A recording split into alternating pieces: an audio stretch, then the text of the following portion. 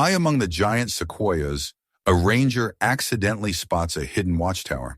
He climbs up, thinking he might find lost tourists or an old shelter. But what was inside shocked him. Subscribe to the channel and tell us in the comments where you're watching from. The morning light crept slowly into Sequoia National Park, as if it too needed permission to enter a place that felt older than time itself. The giant trees loomed like ancient sentinels, their reddish trunks scarred with the passing of centuries, and their canopies forming cathedrals of shadow and filtered gold. To most, this forest would seem silent at dawn, but Ranger Lucas Hale knew better. Silence in nature was never emptiness. It was intent. He moved with the practiced gait of someone who had walked these trails for more than a decade. His boots sank slightly into damp soil, still holding the memory of night. The air smelled of resin and cold stone, and the sweetness of decomposing pine needles. The sun existed only as pale shafts cutting through the branches far above, nowhere near strong enough yet to chase away the chill still lingering in the canyons. To the visitors who flocked here in summer, Lucas was simply a ranger, the man who answered questions about trail distances and warned them not to feed squirrels. But out here, past where the maps showed comfort and clear pathways, he was the only witness nature allowed to see its truths. He understood the rhythm of this land. He felt its shifts the way a doctor reads a pulse. When something changed, he noticed instantly because the forest never changed without reason. He paused at a familiar clearing and listened. The sound of his own breath lingered white in the morning air. Normally, this place would be full of the chatter of jays or the early movement of mule deer. Instead, the only sound was the faint trickle of melting frost somewhere deep among the roots. Stillness like this was rarely natural. It suggested caution, unease, disruption. Something here had disrupted the ancient balance. His first hint came in the form of tracks. They cut across the clearing, straight and purposeful, and immediately drew his full attention. He crouched and brushed away the thin crust of frost. Heavy boots, not the soft, clumsy pattern of a hiker. Not a lost tourist or misguided camper. The weight distribution was consistent, step to step. Whoever walked here carried equipment, enough to press the footprints deep into the ground. The sole pattern was sharp, aggressive, military grade, or something very close to it. The impressions were fresh, made within the last day, and the location was all wrong. This sector wasn't forbidden, but no one with that gear should have been anywhere near it. He looked up and scanned the towering trunks around him. The canopy soared nearly 100 meters above, allowing only hints of sky to peek through. It would be easy to disappear here. Easy to climb too if one knew what they were doing. Something tugged at his memory. Last month, another ranger mentioned finding strange marks near the marble fork of the Sequoia River.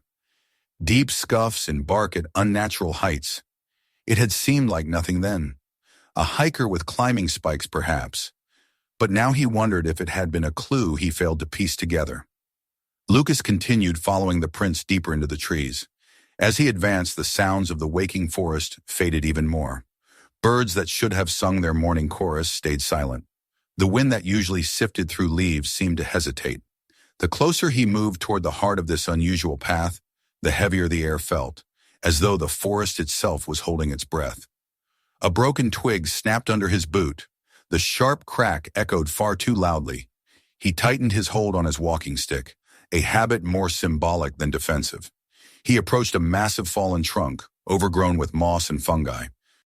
It looked like any other relic of storms past, except he noticed something odd. A subtle, unnatural bend in a patch of fern where a thin line of metal glinted beneath. Kneeling, he brushed it aside and uncovered a small metal bracket driven into the wood. A climbing aid, not store-bought either. Custom, industrial. Above him, the bark of a giant sequoia bore faint but telling scars, the kind caused by metal spikes easing upward into the canopy. The marks formed a vertical path, one that only someone skilled would dare attempt. He took 2 steps back and narrowed his eyes, following the line up through the thickening shadows. And then he saw it. At first, it was just the hint of geometry where nature allowed none. Straight lines hiding among chaotic branches, dark angles veiling themselves in foliage. Something built high above the forest floor. Something meant not to be seen by anyone walking below. A platform. No, a tower. His pulse quickened. Rangers sometimes encountered makeshift tree stands used by hunters or amateur survivalists, but this was different. Too precise, too elevated, too engineered. Whoever built it knew exactly how to hide machinery in nature's blind spots. Lucas circled the base of the tree slowly, searching for more signs. He found them in the form of subtle notches that created a hidden entry path upward. Wooden pieces sanded smooth from repeated use, construction that required time, strength, and secrecy. He craned his neck again, following the barely visible structure as it disappeared into the canopy. He weighed his options. A discovery like this wasn't something to ignore or postpone, but reporting it meant paperwork, questions, suspicion. And if someone within the Ranger Service was somehow involved, alerting the wrong person could erase all evidence before anyone else saw it. He pressed a hand to the bark, grounding himself. The tree felt solid, ancient, but even it seemed wary. He could swear the forest leaned closer around him, listening. Every instinct he had honed over years demanded caution, but something deeper whispered that this could not wait. He tested the lowest foothold. It creaked under his weight, not weakly, but as if acknowledging him. He climbed, slowly, carefully. Every movement accompanied by a careful scan of the surroundings. Sweat formed on his back despite the cold air. The higher he went, the more the world below dissolved into shadow and distance. Halfway up, he paused on a small rest ledge carved into the trunk. From this height, he could see beyond the blanket of mist that hugged the ground. The mountains glowed faintly beneath the rising sun. Beauty and dread intertwined in his vision. He had always loved this place. Now he sensed it needed protection. When he finally reached the platform, he froze just beneath its edge, listening. No voices, no hum of machinery, no indication of life, only the faint rustle of needles. He pulled himself up and cautiously slid onto the wooden surface. As his boots touched the boards, tiny flecks of frost broke beneath them.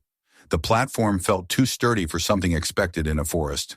Thick planks reinforced with metal beams anchored into the tree with calculated precision. The surrounding canopy was camouflaged with netting and artificial leaves, rendering the station invisible from below. A small hardened transport case lay near one corner, partially concealed by a tarp. Lucas uncovered it and found compartments designed for specialized equipment. There were straps for mounting optics, small containers of lubricant and cleaning tools, and the faint chemical scent of gun oil. He moved toward a chest near the center of the platform. Inside were laminated photos of animals, not typical wildlife documentation. Each image showed an individual animal identified by species, sex, approximate age, and sometimes notes about rarity.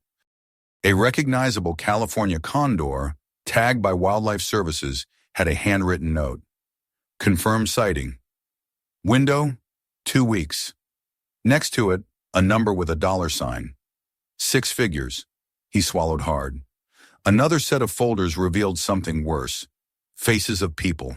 Smiling families standing among the trees. Solo hikers with backpacks. Travel bloggers posing near waterfalls. Names matched to dates. Each file listed last known location and status unresolved. He recognized some of them. Cases of missing hikers that had circulated internally with small concern, explained away by accidents and dangerous terrain. Here they were cataloged like inventory. He forced himself to look away, but his eyes fell on a final envelope with no label. Inside was a map, dozens of red marks plotted across remote sections of the park. Some had annotations: dispose, avoid, bury.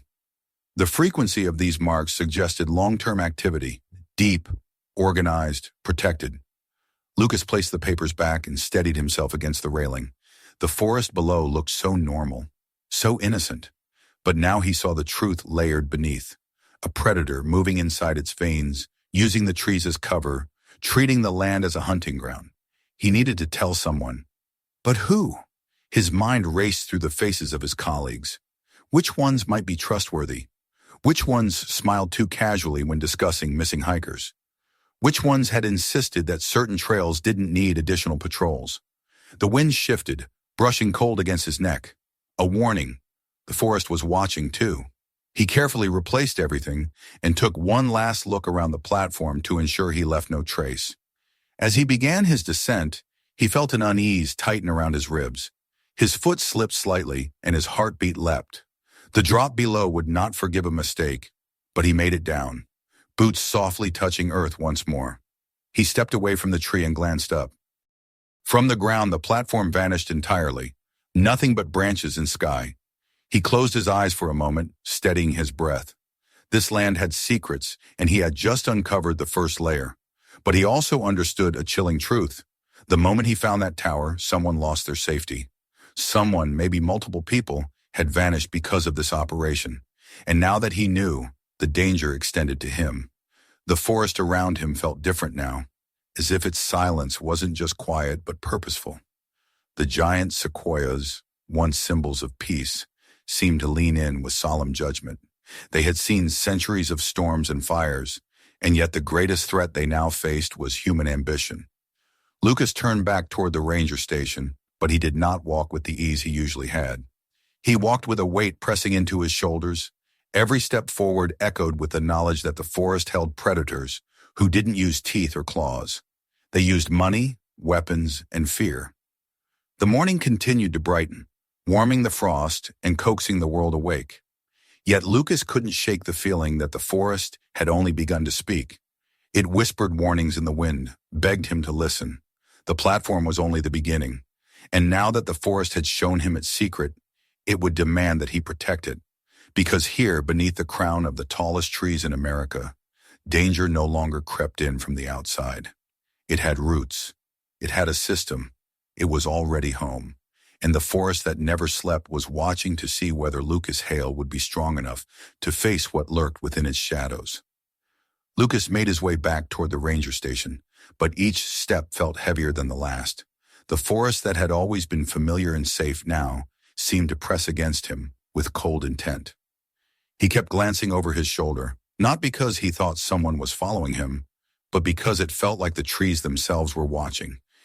Sunlight had climbed higher and warmed the frost, turning ice crystals into droplets that glimmered like a trail of warning signs. By the time he reached the small outpost building where he kept his logs and equipment, he had already made a decision. He wasn't reporting this discovery, not yet. The station felt too exposed now, too close to potential ears that should not hear what he had found. He wrote the simplest possible patrol note. Nothing unusual, nothing to raise suspicion. Then he left again before any conversation could start, claiming to continue a survey in another sector. It was a lie told out of necessity, the first of many he suspected he wouldn't like telling. He returned to the platform later in the afternoon, approaching from a wider arc through thicker brush to mask any predictable path. The forest no longer welcomed him. It seemed to test him with snags and brambles and soft soil that swallowed footprints deeper than he wanted to leave. The air under the canopy had cooled again, shifting into a strange midday hush. Without the warming power of direct sun, the quiet grew sharp. The closer he came to the tree, the more the ground seemed swept clean of typical forest life. No insects crawled on the bark, no squirrels scampered up trunks. It was as though every living thing that relied on instinct stayed far away from this place.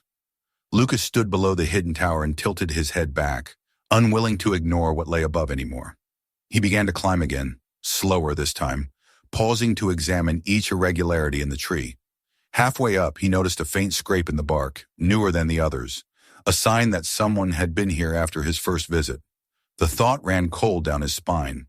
Perhaps they came back regularly. Perhaps they were watching him now. But he continued because truth demanded effort and fear couldn't be allowed to direct his choices. When he reached the platform again, he scanned every corner before stepping fully inside. Something had been disturbed. The frost along one beam looked brushed away by a recently placed hand or boot. Whoever used this platform wasn't just passing through. They maintained it carefully. They relied on it. He moved to the storage containers again. This time he examined the weapons maintenance area. On the wooden surface, a circular patch had worn smooth from frequent use, the unmistakable pattern left by someone cleaning a rifle in the same spot repeatedly. He touched the wood with his fingertips. It was faintly warm, not with sunlight, but with the residue of recent contact. Whoever operated here may have been present only minutes or hours before he arrived. The urgency thickened in his chest. He searched deeper. Under a folded tarp, he uncovered compact solar packs feeding into a communications node, concealed inside a hollow carved into the tree's thick bark. They had integrated technology into the living organism in a way that felt invasive, a violation of something that should have remained untouched. No makeshift camp, no amateur poacher. This was an engineered observation post, professional and expensive. More laminated maps lay beneath the rifle maintenance tools, this set even more detailed. They showed precise migration corridors, seasonal routes of protected species tracked down to timestamp patterns. Dozens of small red marks indicated where animals of value could be intercepted during their natural movements. Some marks were circled.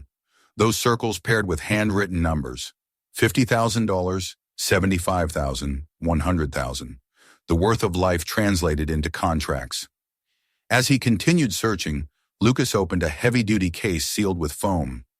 Inside, he found something that made his breath catch. Photographs of hikers.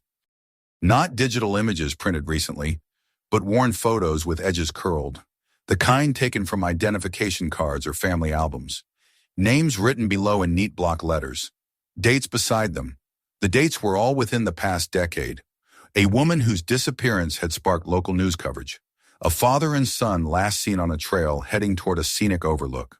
A college student known for solo adventure hikes. Some names he recognized from briefings. Others had slipped away quietly, swallowed by the size of the wilderness that too often forgave the missing with a shrug of plausible tragedy.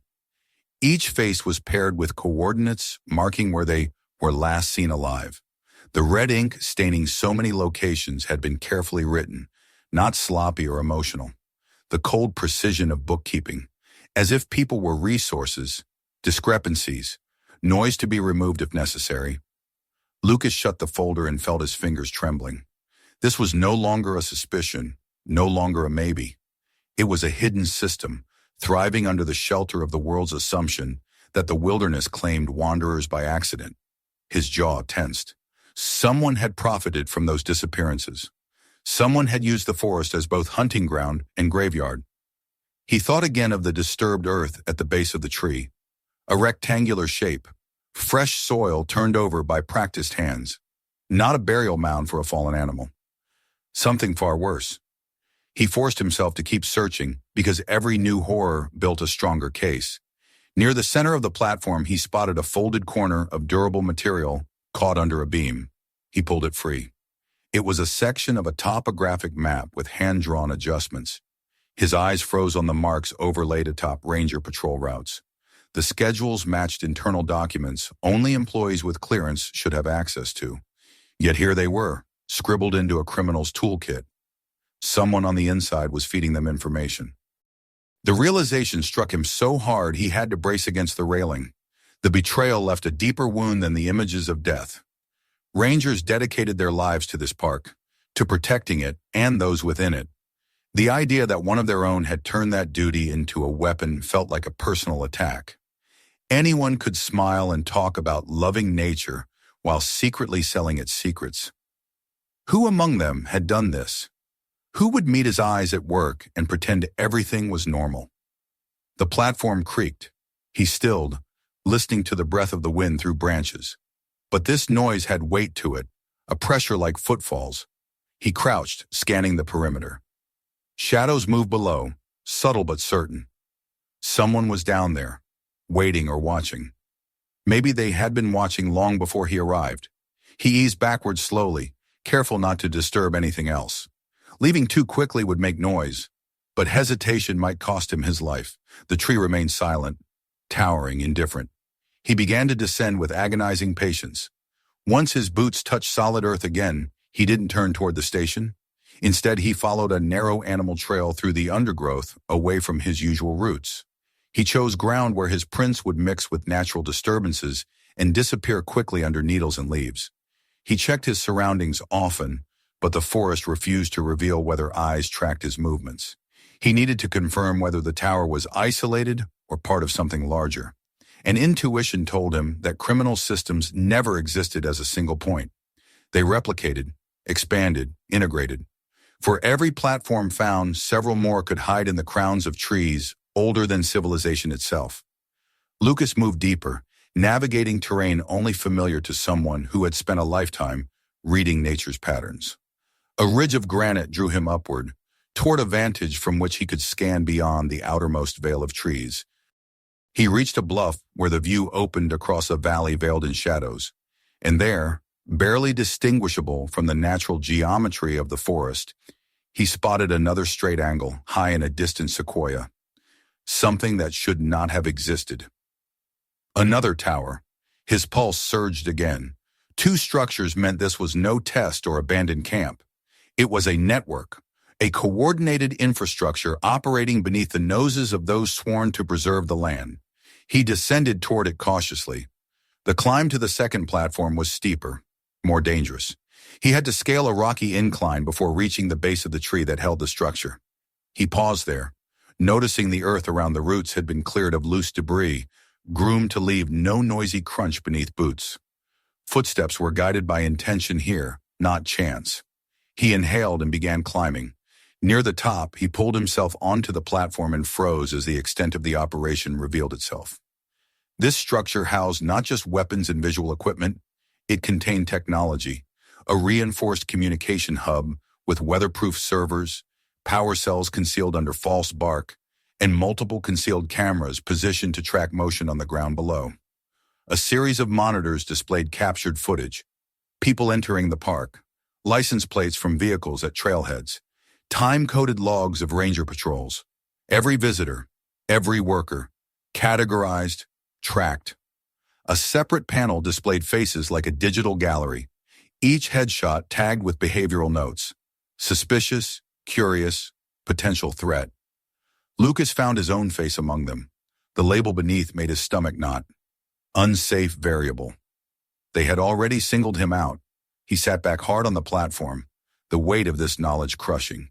The brutality of poaching was monstrous enough, but to operate with intelligence infrastructure woven into the wild meant they planned survival above all else. This was business. This was cold efficiency. He ran a hand over his mouth, trying to force his mind into focus. He needed evidence. He needed more than photographs and disturbed soil. He needed irrefutable links, finance, identities, intent. As the sun dipped lower, the silence around him deepened. He stood, looked once more at the monitors as if to etch the details into his memory, and then began carefully collecting data. He used his phone to photograph screens, server panel markings, communication frequencies.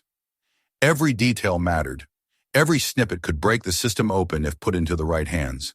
The realization settled like an iron weight. The right hands were not here, not in this station, not among his colleagues, not even among some of his superiors.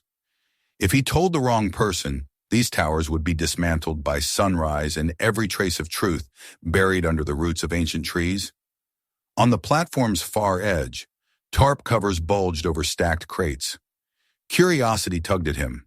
He peeled back a corner. Inside were compact survival kits, flashbang devices, and coil-bound documentation. He removed a few pages. They detailed methods for evading ranger patrols, scripted responses if encountered, and instructions for disposing of incriminating equipment.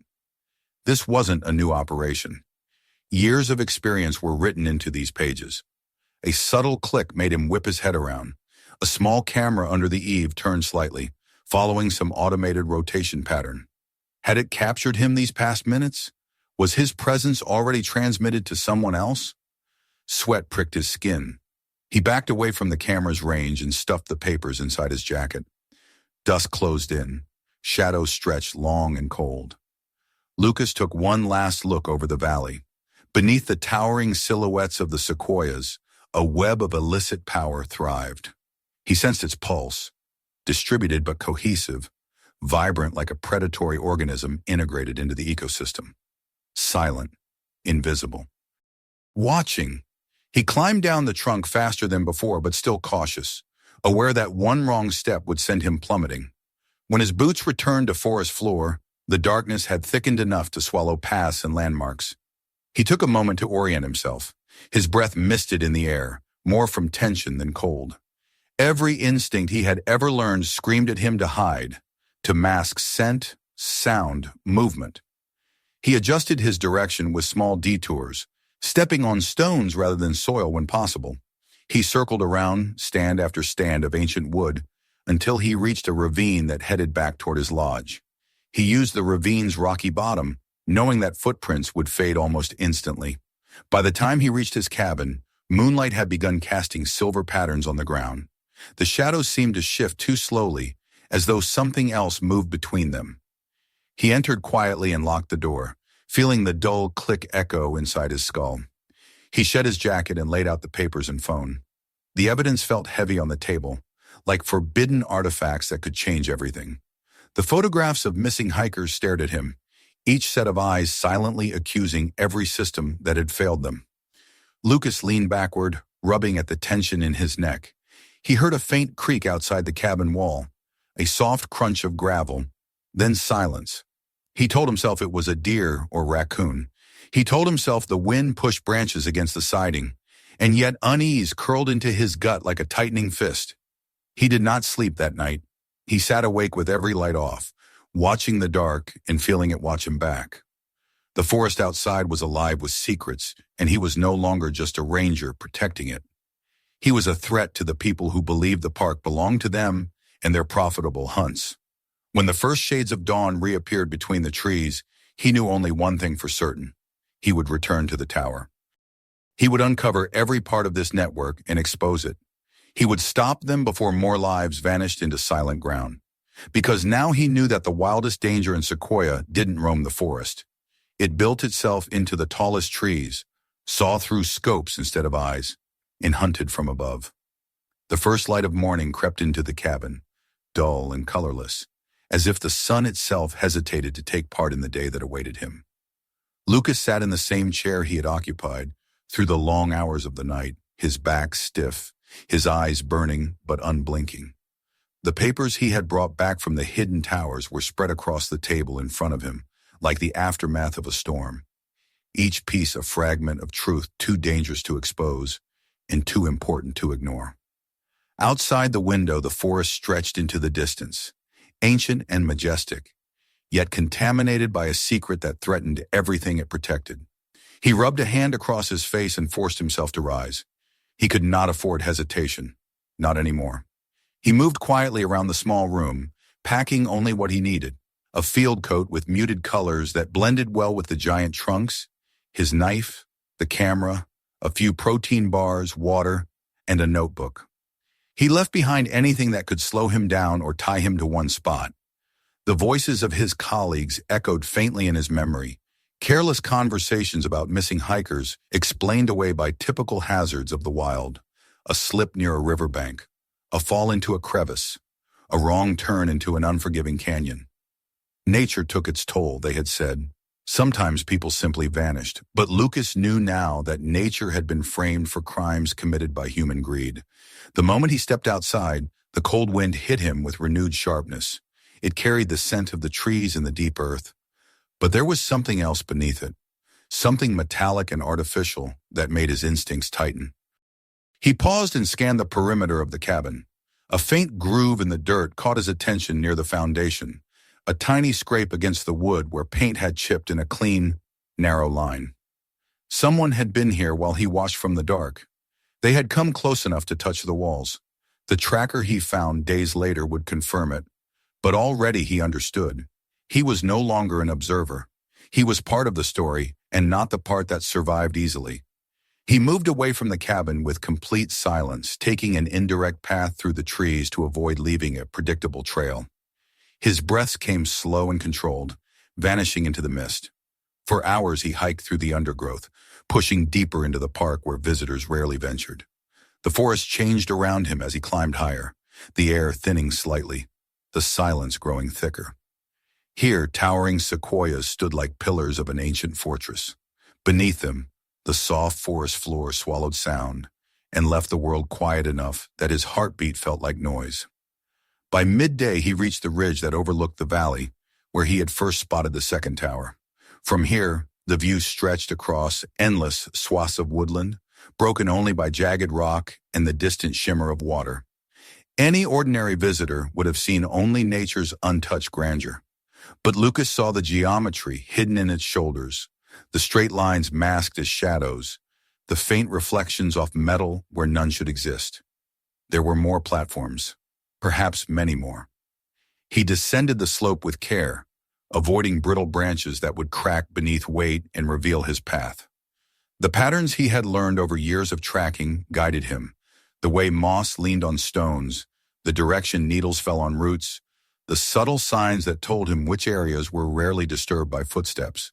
He moved as quietly as the predators he respected, watching, counting, measuring every detail. When he reached the location of the second tower again, he didn't climb immediately.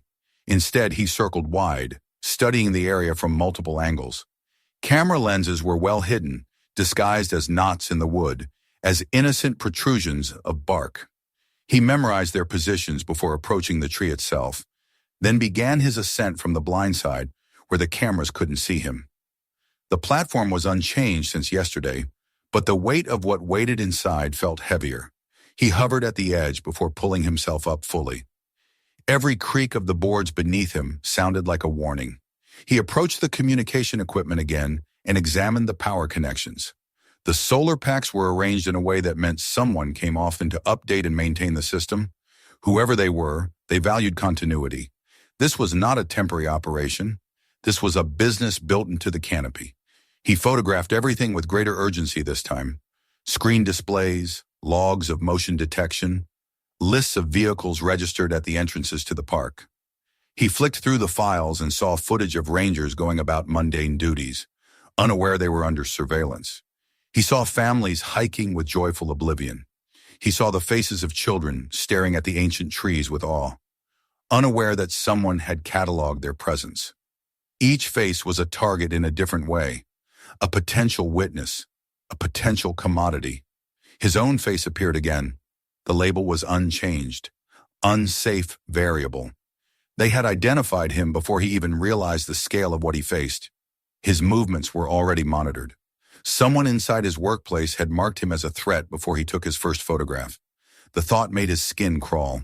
A message history popped up on one display, showing code-like exchanges between users. He zoomed in and read fragments. Confirm next arrival window. Package secured. Route adjusted. Ranger coverage minimal. Package coverage. Such cold terminology for living creatures. He scrolled further. Client uncooperative. Handle. Dispose. Document before transfer. He felt his stomach twist. He shut his eyes briefly, fighting a wave of nausea as possibilities rushed into his head. How many clients had come here? How many hunters had shot their prized trophies under the cover of the trees he cherished? How many hikers had been written off as lost when they were murdered by masked men who viewed them as liabilities? Bitter determination set in. He needed to locate the core of this network, the command center that coordinated every move. It wasn't in the platforms. These were just eyes and hands. The mind was somewhere else. He scanned the documents and maps again, piecing together what he could. Certain points on the map were marked with symbols unlike the others, not tied to animal routes or hiker sightings. They were clustered near the boundary of the park where access to old service roads allowed vehicles to move without detection. It had to be there. Somewhere there was a hub. He would find it. He stuffed the most crucial papers into his jacket and made sure he left everything else untouched. As he prepared to leave the tower, something flickered in the corner of his vision. A faint red light blinking beneath a board. A signal. He crouched and found a small sensor with a recently disturbed wire. He followed the line with his fingers and discovered what he dreaded. A camera had recorded his presence the moment he stepped inside. The transmission likely wasn't stored here. It had been sent elsewhere. Someone knew he was in the tower again. Someone was watching right now. He dropped back over the edge of the structure and slid down the trunk faster than before. His boots hit the ground and he ran a few steps before forcing himself to stop and breathe. Running would leave clear prints. Running would tell whoever watched that he was scared. He needed to move calmly and unpredictably. He listened hard, tuning his senses to the forest. There were no footsteps yet, no signal of pursuit, but he could not stay here. Lucas moved downhill into a different sector of the woods, losing himself among closely packed trees. The sunlight faded quickly under the heavy canopy, and a restless wind stirred the branches in sporadic bursts. He stopped to listen again. Still nothing. Maybe they were delayed, or maybe they waited in silence, letting fear do their work. He found a rocky slope where his steps would leave minimal sign and followed it until he reached a hollow beneath a cluster of boulders. There he pulled out his map and matched the coordinates he had seen in the communication logs. It confirmed his fear. These towers were arranged in a formation, a web. Each tower's camera angles overlapped with another nearby, creating a surveillance grid that covered thousands of acres. Nothing moved through this part of the park unseen. The system wasn't just hidden in the forest, it controlled it. He traced the lines with his finger until he reached the center point of the grid, a location marked by a faded symbol that might once have denoted a structure long since erased from official maps. Lucas focused his eyes, fighting the dim light. He remembered something an older ranger had told him years ago during a training session. Places that disappear from maps don't always disappear from the land. Sometimes they disappear because someone wanted them gone. He memorized the spot and folded the map away. He didn't trust leaving it in physical form any longer. Knowledge in his head was safer than knowledge in his hands. A branch snapped somewhere behind him. He froze. The sound was subtle but wrong. Not the careless crash of a deer, not the skittering of a fox. It was deliberate pressure, weight distributed carefully, a single misstep made by someone trained to move unseen. Lucas lowered himself even further, becoming part of the shadows. Two figures appeared between the trees. They wore forest-colored gear and moved with choreographed caution. They studied the ground and surrounding space with small, practiced movements. One spoke softly into a device. The other swept the area with a thermal camera, scanning for any sign of heat signature. They were hunting him already. He remained motionless, hardly breathing. They turned in his direction, pausing as if sensing something amiss. But the wind shifted, carrying air currents from the opposite direction. After a long, tense moment, they moved on, their heads turning like predator birds scanning for prey. Once they were gone, Lucas stayed hidden for several minutes more, letting his heart slow. The realization that the pursuit had begun did not surprise him, but the speed with which it was executed alarmed him. These people were close enough to reach him with minimal effort. He could not afford a single wrong decision. He continued once the forest settled again, angling toward a deeper part of the park where thick, rocky formations shielded movement from above. He needed a place to think, to plan, to understand how deep this infection ran. When he reached a sheltered overhang, he crouched inside and took out the documents again, scanning the annotations with growing clarity. Each time he connected a dot, the truth became more monstrous. Events separated by years were part of the same timeline. Reports of illegal hunting in protected territories. Sudden disappearances that raised eyebrows, but were dismissed without deeper inquiry. Adjusted patrol routes that seemed harmless until viewed through this new lens. Someone had orchestrated this for a long time. Someone with intelligence, funding, and ruthless persistence. His thoughts turned to his fellow rangers. A few he trusted implicitly. Others he tolerated. A select few he questioned silently but never aloud. Now every friendly nod and casual greeting seemed charged with suspicion. He remembered one man in particular, Hartwell, recently assigned, always too interested in radio logs, always present when discussions of patrol changes surfaced, always maintaining that polished uniform as though he dressed for inspection, not dirt and bark and sun. Lucas clenched his jaw. He needed confirmation. He needed a test that would reveal the leak without exposing himself. Tomorrow he would create a false report, a minor route change, something harmless but noticeable, and he would watch. If someone was listening, the response would come swiftly and would validate his darkest fear. He remained in the overhang until night overtook the park fully. The air became colder and the wind whispered through the treetops with a voice that seemed ancient and sorrowful. Lucas stood, putting the papers away for the last time. The time to gather information quietly had passed. Now he had to act.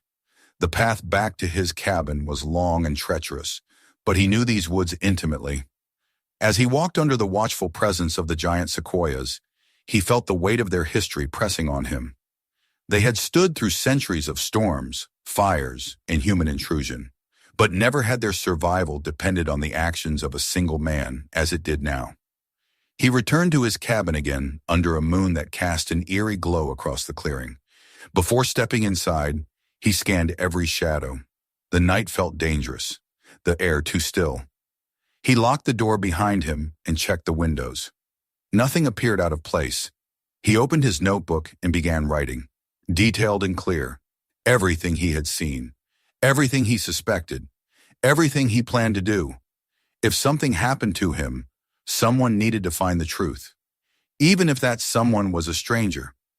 Tiredness threatened to overwhelm him, but he would not sleep until he knew his next steps. There was no turning back now. He had uncovered a criminal empire buried in the heart of a national treasure.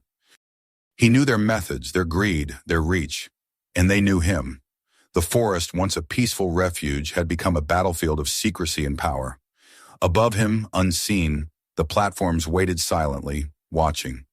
Somewhere among his own ranks, a traitor listened. Tomorrow the hunt would escalate. Tomorrow he would become more than a ranger. He would become a disruption so sharp it could cut through deception. Lucas turned out the light and sat in the dark, with his pulse beating hard in his ears. He stared out the window into the sea of towering shadows.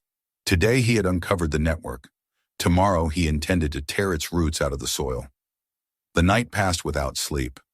Lucas sat upright in his cabin chair long after the moon had crossed, behind the black silhouettes of the sequoias, his pulse loud in the silence.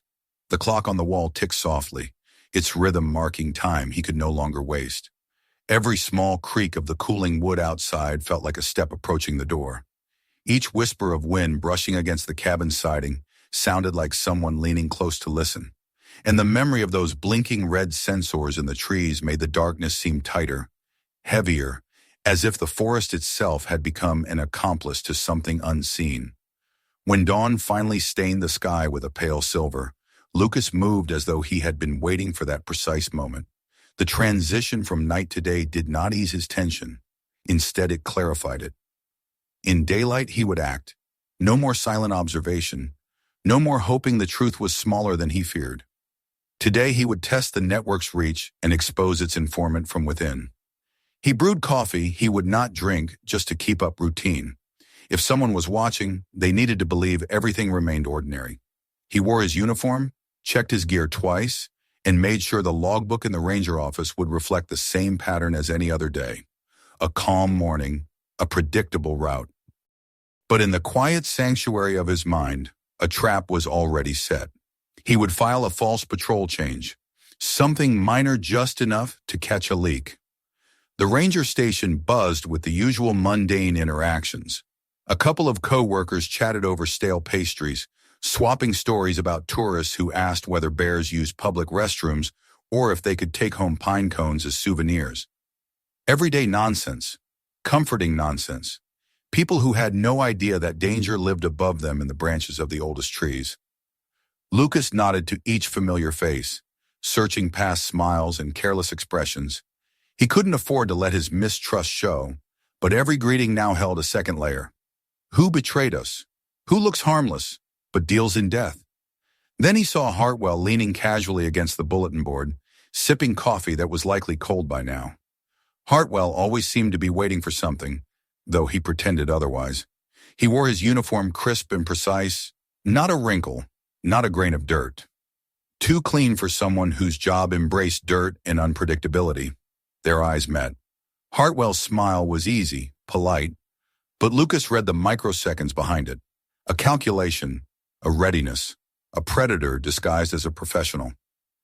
"You're in early," Hartwell said, his voice warm enough to sound human, but thin enough to reveal nothing. "Just getting ahead of the shift. Long day ahead," Lucas replied. He forced his posture to remain relaxed, though it felt like his muscles were bound in steel. Hartwell nodded as though satisfied by the answer, or by how ordinary it sounded. Lucas moved to the corkboard and picked up a pen. He scanned the patrol chart and, With careful strokes that seemed like an afterthought, he adjusted his own route for the afternoon shift. A detour into a sector that in reality he would avoid entirely. He added a timestamp. Clear, innocent, a ranger making a change for efficiency. He did not look at Hartwell, but he didn't have to. He felt the man watching. He made a brief comment about trail erosion on the southern ridge, and then stepped away from the board, heading out before anyone could linger too close. None of them knew that this tiny adjustment would reveal everything. Outside, he let the tension drain slightly from his shoulders, though his senses remained locked onto every sound around him. The forest awaited, vast yet claustrophobic, filled with secrets hidden in impossible heights. He drove only half of the usual road distance before abandoning the truck and continuing on foot. The ruse needed to be precise. If watched, he would appear exactly where he claimed to be going, but where he actually went would be nowhere near the marked route. Cutting through thickets and weaving between moss-draped roots, he made his way toward a ridge with wide visibility. He chose his vantage with hunter-like precision. From here, he saw the false patrol path below. All he had to do was wait. Time passed slowly, but quiet vigilance was a skill he had mastered long ago. Bird calls resumed at the edges of the silence, testing whether danger lingered. The wind brushed branches gently, like a friend trying to soothe a worried mind. Lucas remained motionless. Minutes bled into an hour. At the 90-minute mark, the first ripple of confirmation pierced the calm, a faint hum, nearly indistinguishable from the wind. Then a glint, a drone, small, sleek, dipped in camouflage mat so it could glide beneath the treetops without reflection. It moved as though it already knew exactly where interest lay, the false patrol trail. It hovered, scanned the ground with a thermal sweep, and lingered long enough that Lucas could imagine Hartwell receiving the feed in real time. They took the bait. Surveillance began within hours of the supposed route change. Whoever watched from the shadows wasted no time once they thought a ranger might appear where he could cause trouble. It meant the leak was not passive. It was deliberate, frequent, precise. Lucas watched the drones skim away. Satisfaction mixed uneasily with the dread that grew sharper inside his chest. Now he had proof, but proof meant far more danger. They knew his name. They tracked his movements. They were prepared. By the time he returned to the ranger station later that morning, he wore a practiced calm, though adrenaline still surged through his blood like electricity. His boots made soft thuds against the linoleum floor as he entered. The usual friendly voices filled the air again. Conversations about weather predictions and hiking permits drifted toward him like background noise. Hartwell stood near the break area again, sipping what must have been his third cup of coffee. He turned as Lucas approached, that same lazy smile on his face. "Quiet morning?" he asked. Lucas nodded slowly. "Mostly." Hartwell tilted his head with mild curiosity. "Shame. Heard there might be wildlife movement in the south sector. Thought you'd catch something interesting out there." Lucas felt the words strike like a blade. He hadn't mentioned the south sector. He hadn't spoken about his route change aloud. The only place he had recorded it was the bulletin board. The timing was too precise. That was the first real confirmation. Hartwell knew more than he should. Hartwell was connected. Lucas forced a shrug. "Maybe next time." He moved past to his locker to return the gear he pretended to have used. The room felt smaller. The walls seemed closer. The station didn't feel like a place of safety anymore. It felt like a stage, with actors, and someone else writing the script. He waited until the station emptied after lunch to make his next move. The quiet of the building shifted from comforting to expectant. He walked past the row of lockers with deliberate steps and stopped before Hartwell's. The metal door looked ordinary, labeled with a simple name tag. But Lucas had learned long ago that danger rarely announced itself loudly. He listened for any sound. None. He crouched, took a thin piece of metal from his pocket meant for first aid splints, and slid it into the locker's lock. His military training had given him more skills than just reading the forest. The lock clicked in seconds. The door creaked open. Inside lay perfectly arranged equipment, too clean for real wear. But behind a dehydrated food packet tucked neatly in the corner, Lucas found what he had expected and feared: a satellite phone. It wasn't government issued. It wasn't registered to Park Services. And when he turned it over in his hand, he saw numbers scratched into the casing. A foreign routing code. It matched one of the codes he had copied from the network's transaction logs. His heart beat once, slow and sharp. Here was the thread. He could pull it and unravel the entire web. He placed everything back exactly as he found it, careful not to leave evidence of intrusion. Exposing Hartwell now would be reckless. The hidden operation would adapt, hide, and survive. Lucas needed the truth to spread faster than lies could smother it. When he closed the locker, he didn't leave immediately. He took a moment to breathe. His mind raced with choices he didn't want to make. The ranger station had been his sanctuary for years, a place where his purpose aligned with those around him. Now it was a den with a traitor among its ranks, and likely with superiors who looked the other way. He went home before sunset, but the forest did not release its tension. As he reached his cabin, he noticed a shift in the usual arrangement of pebbles near his steps. Subtle, but enough to signal intrusion. He checked the frame of his door and saw tiny scratches near the lock. Someone had entered his home while he was away. He stepped inside with controlled caution. Nothing appeared out of place at first, but when he carefully examined his desk, his heart hammered. One page of his notebook lay slightly crooked, not aligned with the others. They had searched. They had touched. They had left a message. Under his porch he found it, a small black magnetic strip attached to the wood, a tracking device. Whoever came here wanted to know exactly where he went and when. They were no longer guessing. They were monitoring. Lucas stood still under the vast darkening canopy, holding the tracker between his fingers, its weight insignificant yet crushing. He felt the forest press close around him, shadow and bark and ancient roots all holding their breath. The network had moved its pieces. The game board changed. He knew what came next. Pursuit, pressure, elimination if necessary. He burned what he couldn't afford to have discovered. Loose notes turned to ash in the wood stove. Personal memories that could tie him to places and people were tucked away or destroyed. Every unnecessary possession became a liability. He took only what survival required: knife, water, warmth, evidence. Night settled deep as he slipped out the back, leaving lights off and windows dark, a ghost abandoning a life he once believed secure. He didn't head toward roads or trails. He moved into the wilderness where the enemy had built its empire, where danger climbed the trunks and watched with glass eyes. For hours he traveled under moonlight until the world felt remote and wild again. But remote did not mean alone. The silence grew unnaturally thick, a signal he had learned to trust more than any radio call. Then faintly he heard it, a soft scrape on gravel outside the boundary of his abandoned cabin. Someone checking what remained, someone verifying absence before making the next move. Lucas tightened the straps on his pack and continued forward. Beneath the towering pillars of the Sequoias, he acknowledged something he had long known but never feared until now. Predators didn't always have claws or fangs. Sometimes they wore uniforms. Sometimes they carried radios. Sometimes they smiled at you in the break room and asked about your day. Now he knew them. Now they hunted him. And now he would not run blindly. He would lead them where the forest itself could shift the balance. He paused atop a rise and looked back once. Though his cabin was far behind and hidden by shadows, the forest appeared endless, an ancient monument of wood and darkness. But the network had infected it like a disease woven into leaves and branches, an invisible architecture of greed. He would tear it apart. The night closed around him like a shroud as he stepped deeper into the woods.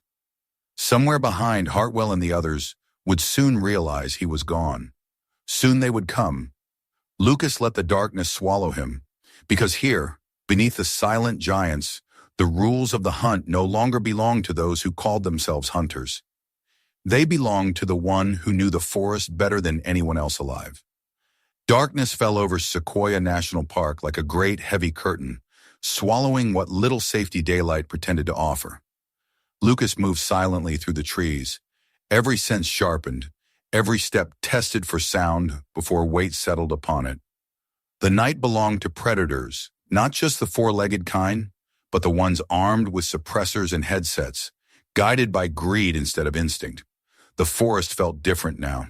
It was a battleground layered in shadows and ancient roots, a place that had witnessed centuries of storms, yet now braced for something more calculated, more cruel. In the past, Lucas had trusted the stillness of these woods. Now it threatened to betray him with every misplaced breath. He paused beneath a towering sequoia whose bark rose like a wall of dark stone, thick and protective. He leaned into its shelter and listened. In the distance, faint but distinct, voices murmured through the trees. Not casual conversation, coordinated movement, orders exchanged with minimal speech. Then a mechanical hum skimmed the top of the canopy, a drone sweeping the search grid again. They were no longer scouting. They were closing in. They knew he had vanished from the cabin. They knew he was somewhere inside their territory, and their alertness grew with every passing minute. Lucas closed his eyes and visualized the terrain ahead. The ridge system to the north led to the Marble Fork Canyon, steep, treacherous, a nightmare for anyone who didn't respect its unpredictable edges. He did. The canyon offered advantages, blind spots from overhead surveillance, acoustic traps that hid sound beneath the rush of water and the groan of shifting stone. If he could lead them there, he could fight on ground that chose him instead of them. And he needed to fight, because avoiding them forever would not expose the network. He needed proof that could not be erased by deleting files or burning platforms. Proof like bodies. Proof like the hunters themselves being caught in the place they had turned into a slaughterhouse. He pushed deeper into the woods, heading toward the canyon. Each breath rose in silver clouds before fading into the cold air. The forest floor was dense with pine needles and scattered cones. The earth beneath soft enough to absorb sound, but messy enough to leave trails if he wasn't careful. He rolled his feet, stepping on rocks where he could, avoiding soft mulch. His breathing slowed to match the rhythm of the woods. Silence became a cloak. A spotlight grazed the treetops behind him, thin and searching. He crouched low behind a fallen trunk and waited. The beam passed, cutting through darkness like a blade before vanishing again. A helicopter. It was too soon for them to escalate to airborne assistance. The timeline told him something else. Someone had ordered urgency. Someone wanted him stopped before dawn. That meant whatever they planned was coming soon, likely within hours. He crossed into a narrower section of forest, the trees closing in around him like pillars of some ancient cathedral, towering so high they swallowed the stars. The darkness here was full, rich, alive with movement, invisible to the eye. Lucas felt the forest pulse beneath his boots, as though the roots themselves spoke warnings to anyone who cared enough to listen. He had always listened. When he reached the ridge overlooking the canyon, he stopped to take stock of his surroundings. The moon hung low, casting a cold, ghostly glow across the jagged landscape. Steam drifted upward from unseen vents deep within the earth, swirling into mist that shifted with every subtle change in the air. The canyon walls were unpredictable, carved by water and earthquakes into shapes sharp enough to slice flesh from bone. But Lucas could use this terrain like a weapon. He had worked rescue missions here. He knew every unstable ledge, every echo chamber, every fault line ready to collapse under pressure. His fingers grew numb as he unshouldered his pack and retrieved a length of thin rope he had taken from one of the supply crates at the tower. He tied one end around a large fallen tree trunk wedged across the ridge. With careful leverage, he weakened its hold just enough that a heavy step could pry it free, sending it rolling into the bottleneck path below. Not enough to kill, though he doubted the forest would be merciful if one of the hunters lost his footing here, but enough to delay, confuse, scatter them from formation. From further back in the trees came another sound. Footsteps, more than one set. Voices again, closer this time. Lucas ducked into the shadow of the trunk and listened. 3 men moving in a tactical L formation. Their spacing was exact, trained. One checked a handheld device thermal imaging. The others scanned with night optics. They were not guessing where he might be. They were narrowing the gap with confidence. Lucas could wait here. Let them come. But that would trap him too soon. Instead, he slipped into the darkness along the ridge's upper contour, staying one step ahead. He needed to draw them further in, away from open ground. The canyon would consume them if they followed far enough. The pursuit drew closer. Branches snapped only when unavoidable. Every sound was deliberate. These men were hunters accustomed to facing fear and overcoming it. They would not be frightened by shadows in trees or noises in the dark. They would not be stopped by warnings, but they could be tricked.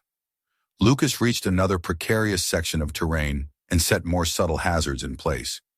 Loose stone arranged carefully, angled to slide with weight.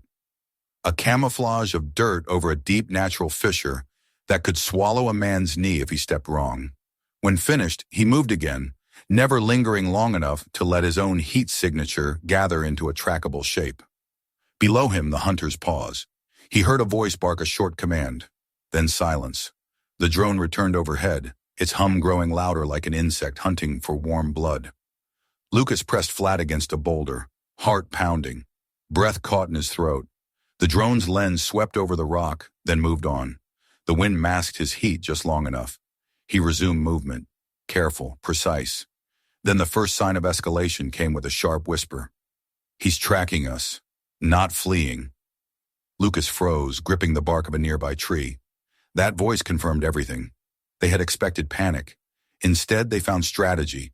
It unnerved them. And fear, even a trace of it, could turn trained men into vulnerable ones. The forest floor sloped downward sharply ahead. Lucas dropped low and slid silently into the brush, where the scent of earth and old leaves clung thick in the air. He pulled a small pouch from his pack-crushed pine ash and rubbed it into the soles of his boots. The change in texture would distort his tracks, making them older, softer, harder to distinguish from natural disruptions.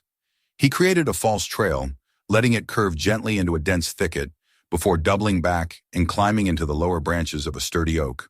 From there, he perched high enough to avoid thermal detection and watched. The hunters soon reached the false trail and followed it with disciplined focus.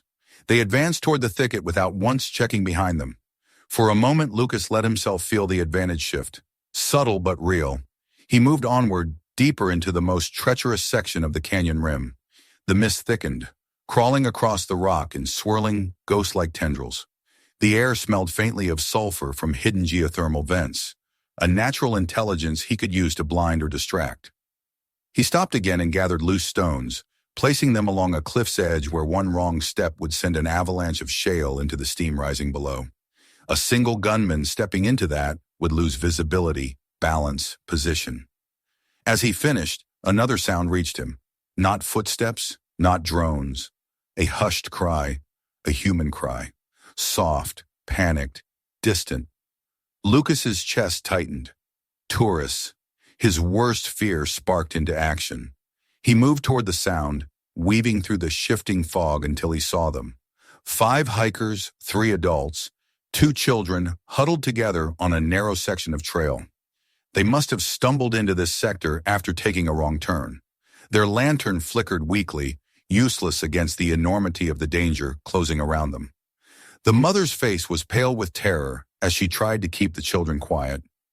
One man whispered frantically into his phone, likely unaware there was no cellular signal this deep. The other adult held a trekking pole like a flimsy weapon. Lucas crouched low and reached them as silently as he could. He pressed a finger to his lips, signaling silence. The parents' eyes widened with relief and confusion, but they obeyed. Lucas motioned for them to follow. He guided them to a crevice sheltered by thick rock walls. With gestures and hushed words, he warned them not to move or make sound until he returned. Fear spiked again in their expressions, but trust replaced panic as they nodded. He slipped away before they could ask questions, stepping into his role not just as protector of animals and trees, but now of human lives caught in the crossfire. Rage pulsed in his veins, not for himself but for those children, for every person who had vanished into the woods because someone decided their life had a price. The hunters appeared moments later at the edge of the clearing, scanning for the tourists. One raised a rifle. Lucas didn't think. He acted. He yanked a flare from his jacket, cracked the ignition, and tossed it far into the valley where it hissed and spat bright sparks that caught in the mist. The sudden bloom of light drew the hunters' attention instantly. They aimed. They fired. No screams answered. No targets fell. They had taken the bait. Lucas slipped away, guiding his pursuers further toward the canyon's maw. Gunfire rang again, suppressed but deadly loud in the stillness, and bullets ripped leaves from branches overhead.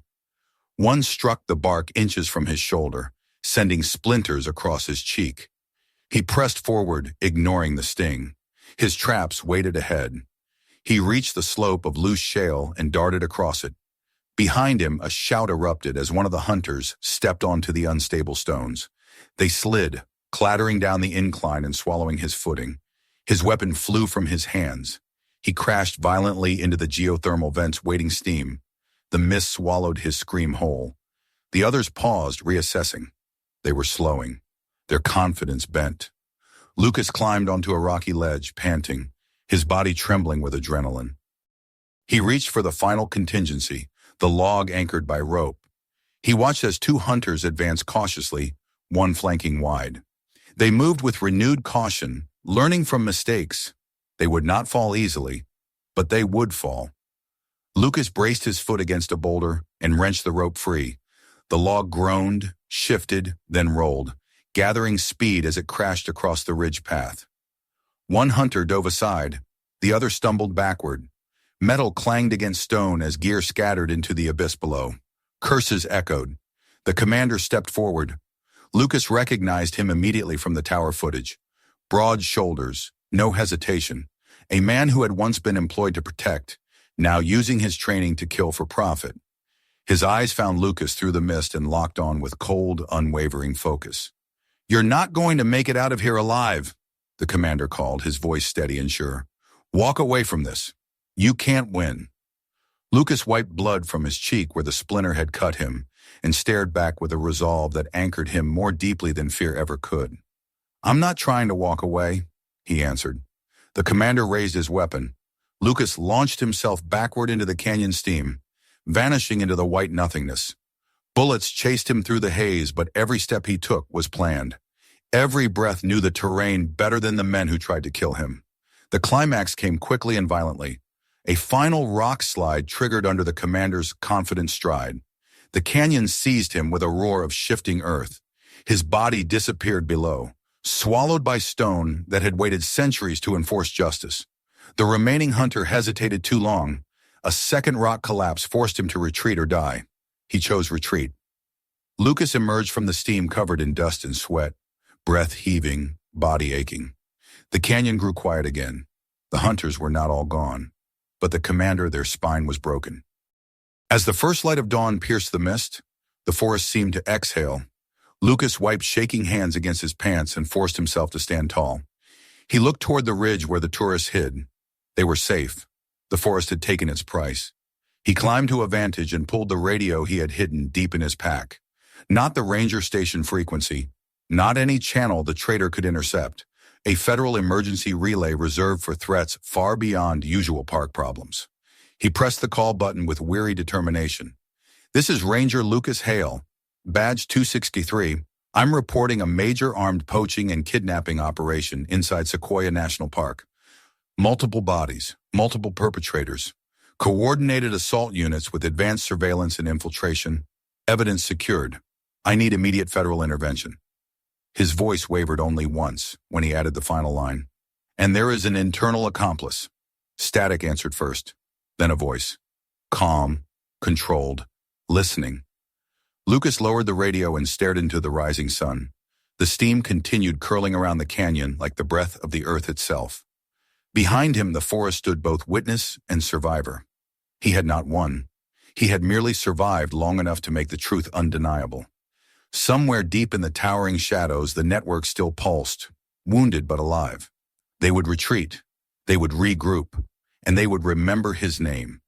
Lucas knew the hunt wasn't over, but for the first time, there would be eyes other than his watching the treetops. For the first time, the hunters had stepped into the light. He turned, shoulders squared, heading back toward the tourists and whatever came next. Because dawn had risen over the ancient giants, and this time, the forest was no longer silent. The sun rose over the ridges of Sequoia National Park with a pale light that seemed hesitant to touch the forest floor, as though it feared what had taken place beneath the trees during the night. The mist was slow to lift, moving reluctantly between the trunks like a living thing, curling around the roots and branches before dissolving into air that carried the scent of burned powder, blood, and ancient bark. Lucas stood alone on the canyon's edge, his body still aching from exhaustion, his uniform torn, his hands streaked with dirt and dried blood. Below him, the ground that had once been silent now bore the echoes of everything that had happened. The shouts, the gunfire, the screams swallowed by fog and distance. The forest, indifferent yet all-seeing, had kept its promise. It had borne witness. He breathed deeply, steadying himself, but every inhale hurt. His ribs protested with every movement. His leg throbbed from a deep bruise, and his shoulder burned where a bullet had grazed him.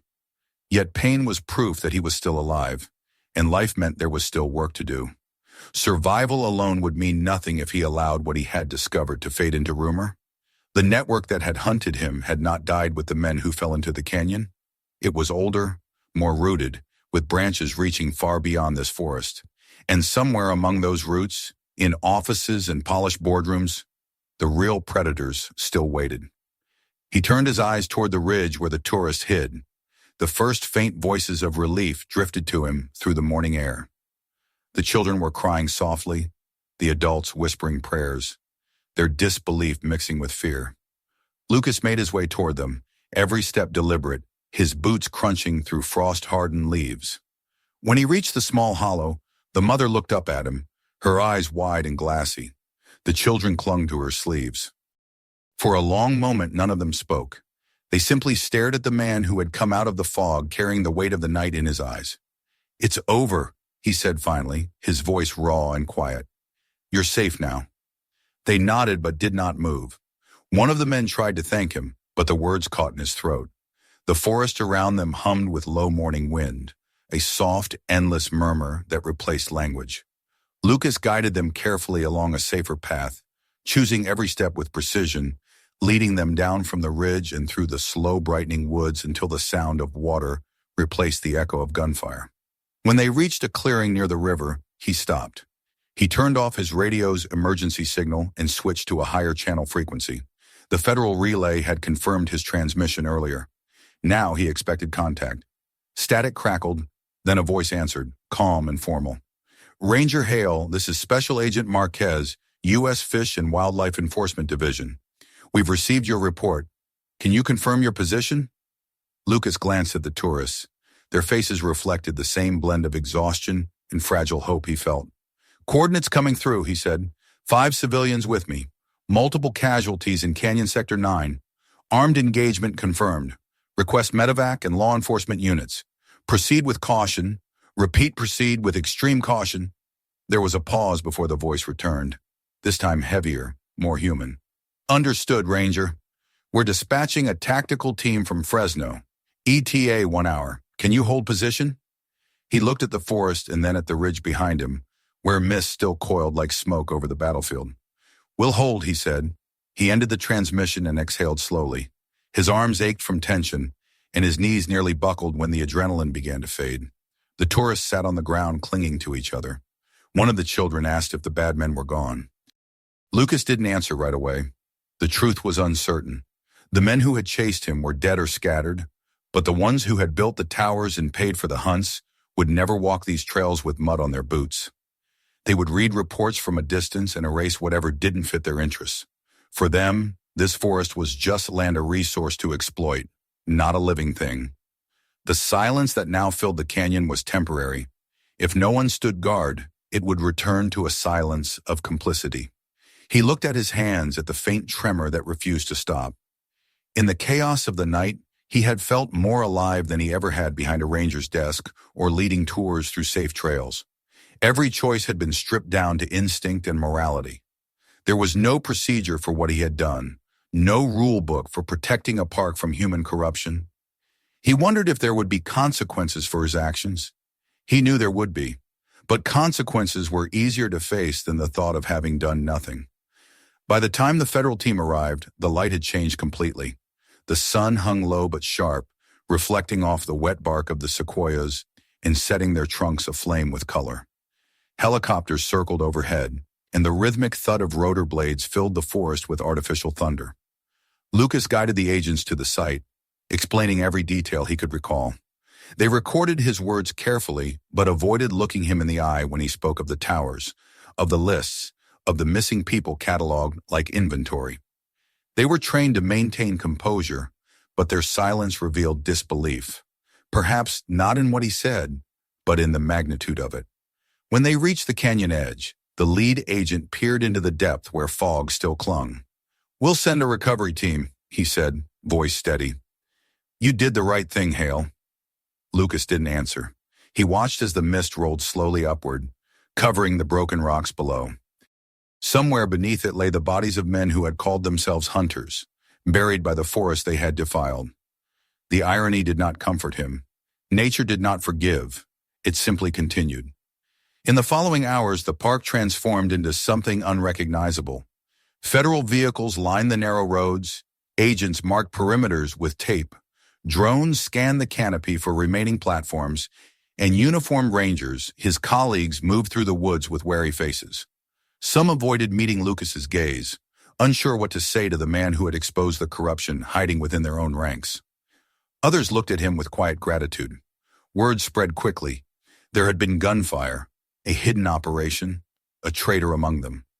Hartwell's name was whispered in disbelief before confirmation came. He had vanished, his truck abandoned near the southern boundary. A warrant followed within hours. But Lucas doubted the man would be found. People like Hartwell didn't disappear. They were retrieved and protected by those who still needed them. By nightfall, the tourists had been airlifted to safety, and the search teams prepared to dismantle what they called illegal observation sites. Lucas stood at the base of one of the towers, watching as the engineers worked under floodlights. From the ground, the structure looked fragile now, just metal, wood, and deceit. When the final bolts gave way and the tower collapsed into the ferns, the crash echoed like a falling monument. The sequoias swayed gently, indifferent witnesses to the undoing of what men had built in secret. An agent approached him. A woman with dark hair pulled tight under her cap. "You should get checked out," she said quietly. "You're hurt." He nodded but didn't move. "You'll keep digging, won't you? It doesn't stop here." Her expression softened. "We'll dig," she said, "but you know how deep this might go." "I do," he replied. Later, in the makeshift command tent, he gave his full statement. Every detail, every step, every sound. He described the files, the photos of missing hikers, the price lists for animals, the network's communications, and Hartwell's role in relaying information. When he finished, the room was silent, except for the scratching of pens and the low hum of generators outside.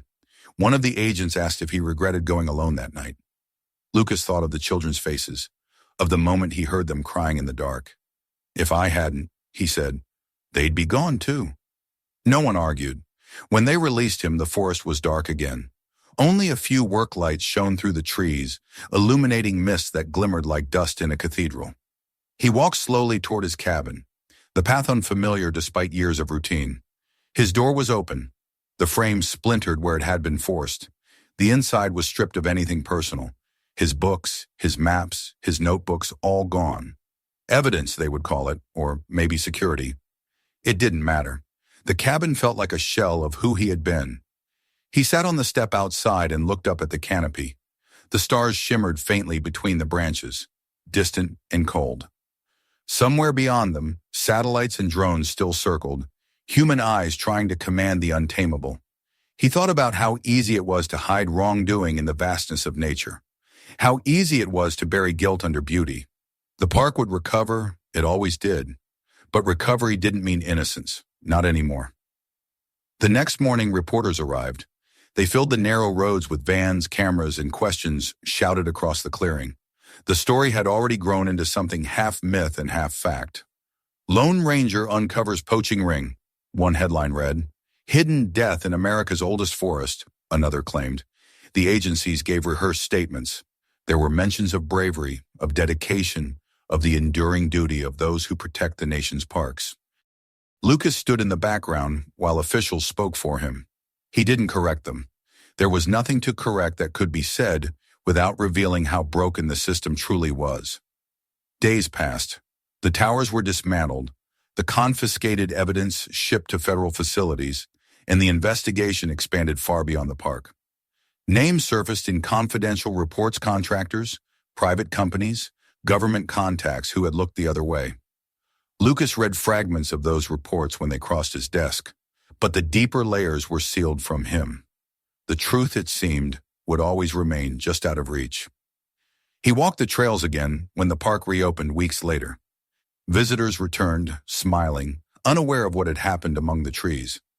Families took pictures under the giant trunks, their laughter echoing through the groves. Life resumed its rhythm, but something fundamental had changed. The silence he once found peaceful now felt haunted. Every whisper of wind through the branches carried memory. Every rustle of leaves might have been an echo of those who never left this forest. One afternoon, as the sun dipped low and painted the sequoias with amber fire, Lucas paused at the site where the first tower had stood. Only a scar remained in the bark and a faint circle in the soil. The forest was healing, though slower than the reports would claim. He placed his hand on the rough trunk and closed his eyes. Beneath his palm, the wood felt warm, pulsing faintly, alive in a way that defied words. The sequoia had survived fires, storms, and centuries of human interference. It would survive this too, but it would remember. When he opened his eyes, a red-tailed hawk soared overhead, its cry cutting cleanly through the air. The sound carried far, echoing against the cliffs until it dissolved into the distance. Lucas followed it with his gaze until it vanished beyond the horizon. Then he turned back toward the ranger station. The day was almost over, and night would come again. There would be new visitors, new patrols, new duties. The world would keep pretending nothing had changed. But deep within the forest, the silence persisted, not empty, not broken, but watchful. It had absorbed everything. The greed, the fear, the courage, the blood. It had witnessed men destroy and men defend, and it would carry those stories in its endless rings of wood, long after every human name had faded. Lucas walked slowly through the fading light, feeling the weight of that silence settle around him like a companion he could never escape. The forest had always been listening. Now finally it had learned to speak. If you want to know what really hides in our national parks, subscribe right now. New shocking investigations are coming. And don't leave just yet. Watch another story that will change the way you look at the world. Share this video with someone who loves nature. They need to see the truth too.